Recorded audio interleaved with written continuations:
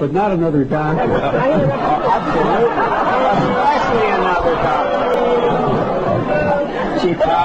I think, but let's get. He does make a point that we should also say Sabin is live, and live vaccine and Salk is inactive. Is inactive, as we say in the laboratory. All right. How many was it? They ask.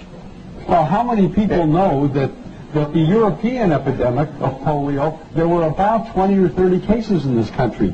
Now, of course, the American doctors will argue that the reason why polio disappeared in this country was because of the vaccine. But then why did it disappear in Europe in the 1940s and the 1950s without mass vaccination? Why doesn't it occur in the third world where only 10% of the people have ever been immunized against polio or anything else? So, in other words, we may be fighting a tiger that died.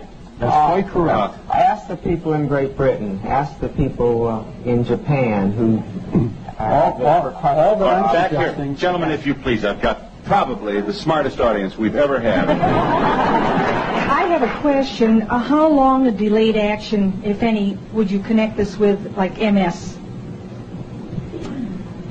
MS a possibility. Would multiple sclerosis be one of the possible results? As a matter of fact, there's a new publication that just came out from John Hoffman, who's a close associate of Tony Morris's, that gives the references linking MS in later life to the early introduction of live virus vaccines like measles and like some of the others that are live viruses. Now, at the present time, I would recommend that anybody who has MS or amyotrophic lateral sclerosis or any of those degenerative neurologic conditions of later life carefully review their vaccine histories. I would also like to comment to that, because in connection with my case, I've been doing some research. Let me tell him once again, Ms. Gundy, that you are a Guillain-Barré victim contracted following your receipt of the swine flu vaccination. Yes, and I am in the process of writing a book about my experience, and in the process I've done considerable research.